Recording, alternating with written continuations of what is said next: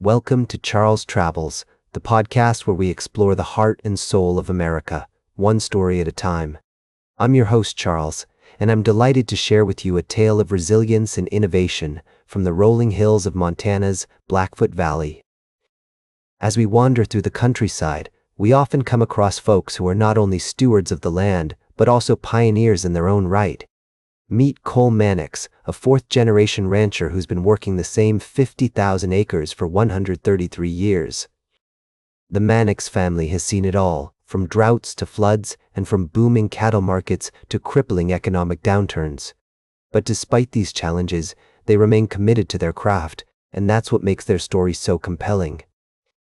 Cole and his family are part of a growing movement of ranchers who are challenging the status quo in the food system.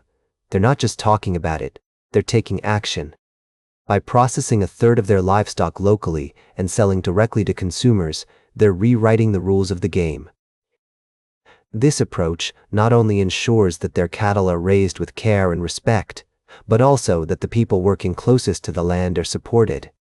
As Cole so eloquently puts it, people working closest to the land need to be supported.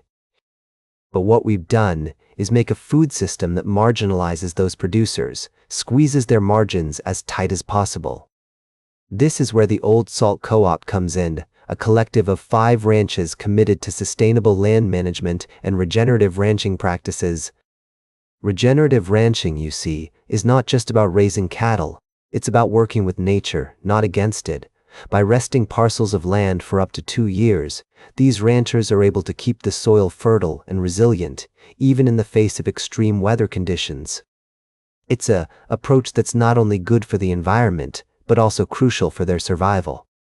As Walter Schweitzer, president of the Montana Farmers Union, notes, "We need to give back to where we raise our food locally, package it in our communities to be eaten by our neighbors." That's called food security. This is a story about people, place, and tradition, a testament to the power of individual stories and the connection between people and the land they work. As we explore this fascinating tale of Montana ranchers challenging the status quo, we're reminded that there's always more to the story than meets the eye. We'll be right back with more fascinating travel adventures on Charles Travels. Welcome back to Charles Travels. I'm so glad you're joining me again as we explore the wonders of our world. In our first segment, we took a journey through the heartland of America, where community and resilience thrive. Now, let's venture to a different continent, to the vibrant lands of Africa, where the people are just as fascinating as the wildlife. As I sat in a grand hotel, albeit one that had seen better days, in a rundown game park in Uganda, I was struck by the warmth of the waiter who handed me the breakfast menu. His faded black tailcoat and white gloves seemed almost out of place, yet he wore them with such pride. When I asked for muesli, he apologized, explaining they were all out. The porridge? None of that either. It was then that I suggested he simply tell me what they did have. With a deep breath, he announced, "Madam, we have an egg." The solemnity of the moment was broken when we both burst into laughter, tears streaming down our faces. In that instant, I knew I had to have that egg.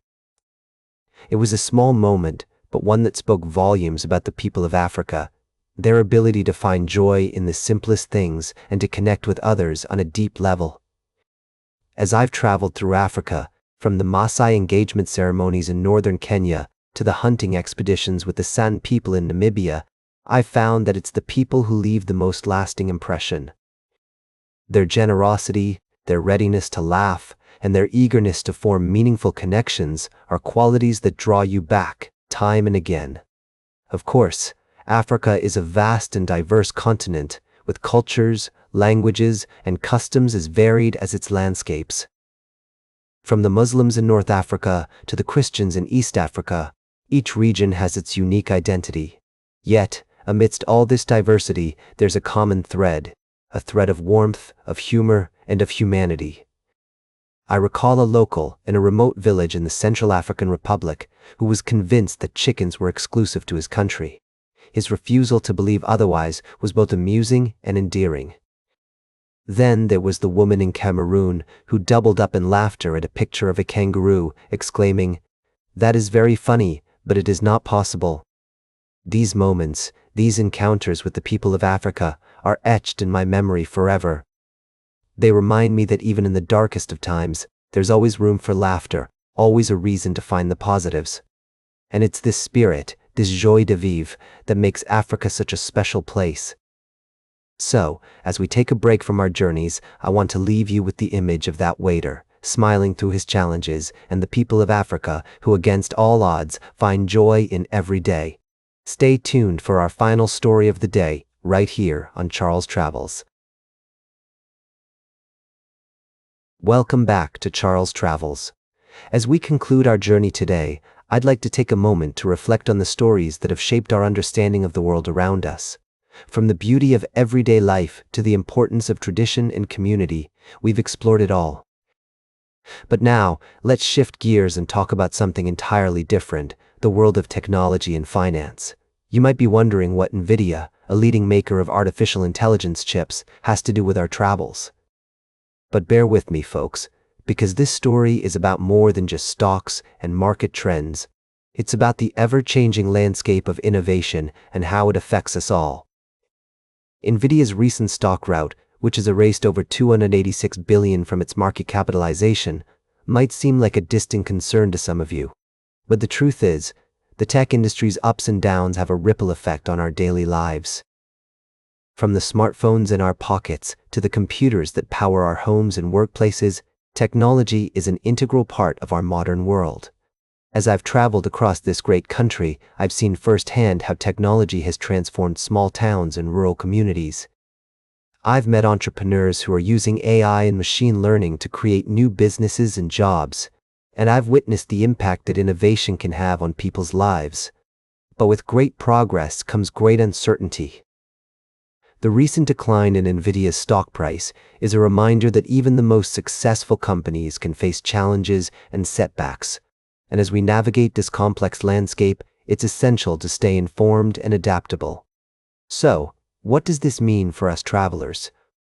Well, it means that we must be prepared to evolve and adjust to changing circumstances. Whether it's navigating new technologies or finding creative solutions to everyday problems, our ability to adapt is crucial to our success. As I close out today's episode of Charles Travels, I want to leave you with a thought. The world of technology and finance might seem daunting at times, but it's also full of opportunities for growth and discovery. By staying curious, being open-minded, and embracing change, we can navigate even the most uncertain of times. That's all for today's Charles Travels. Remember to like, share, and subscribe, and until next time, keep on traveling.